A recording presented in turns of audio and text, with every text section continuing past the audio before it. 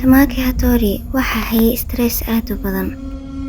Wuxuu markaasi macallin ka ahaa iskuul ay wiilal kaliya dhigtaan, waxaana markaasi lagu qoray inuu ardada u raaco safar yar oo loo kaxeynayay tuulo yar, taasoo markaasi lahayd taariikh aad u weyn, laakiin wiilashu way qaylo badnaayeen.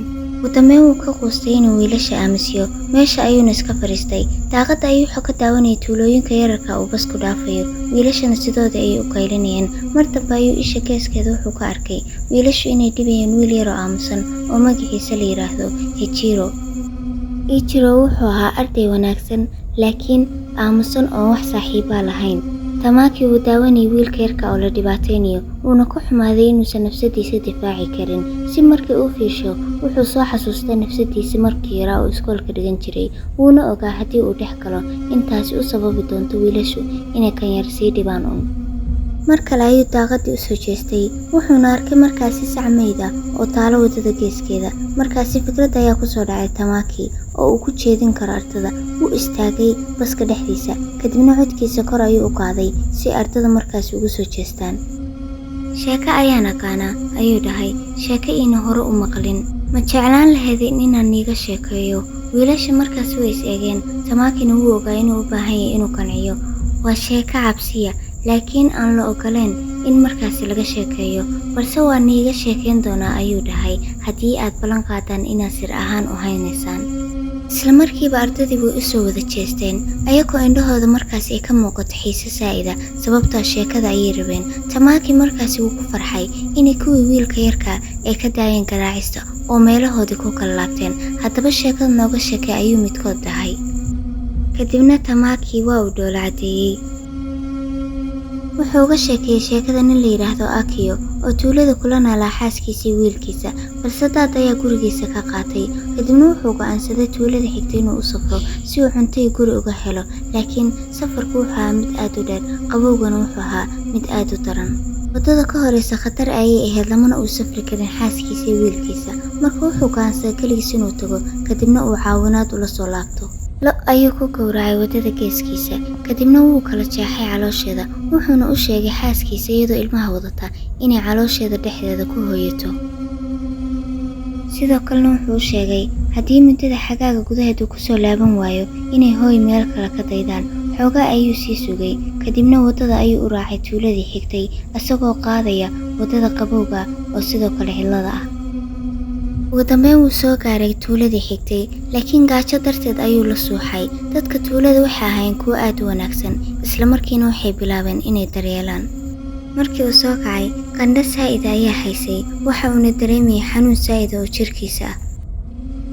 Dadka tuulada waxay u sheegeen inuusan bixin oo uu markaasi nasto, laakiin wuxuu isku dhajiyay inuu u baahan yahay familkiisa inuu soo helo. Wuxuuna markaasi soo qaatay faas, wuuna soo tegay.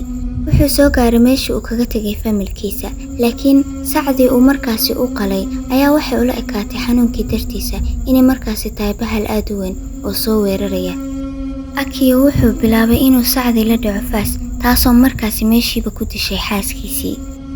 Wiilkii yarkaa intuusan faaska ku dhicinba meeshuu iskaga cararay. Hadda Akio wuuba wada waashayba, kadibna sacii ayuu madaxa ka jaray, asaga ayaana madaxa gashtay. Maalmo badan ayuu ceersanayay wiilkiisa, isagoo u malaynaya inuu yahay bahalkii reerkiisa dilay, ilaa ay ugu dambeyn isla gaareen tuulo. Wiilka yarka ayaa caawinaad dadkii tuulada weydiistay, iyagana banaanka ayay iskugu soo wada baxeen. Markay arkeen ninka qaba madaxa lo'da, way soo weerareen, isna meesha ayay ku dileen. Wiilkii yarka guri ayaa laga siiyay tuuladii, meeshaas ayuuna ku koray. Sanado badan kadib, xasuus qorkiisa ayuu aabihiis ku qoray wixii ku dhacay. Markaasna wuxuu go'aansaday sheekadani inaysan ahayn sheeko uu la rabo carruurtiisa inay ogaadaan. Jarjaray waraaqadihii, kadibna wuu kala tuutuureeyay markii uu u safray tuulooyin kale. Tamaki wuu joojiyay sheekadii, asagoo markaasi ku faraxsan inay ardadii dhan isaga ku jeedaan.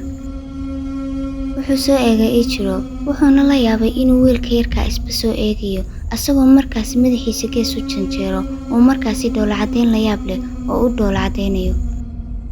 Taasi ma aha waxa run ahaantii dhacday, ayuu dhahay Ichiro. Taasi ma aha sheekada runta ee Gozu.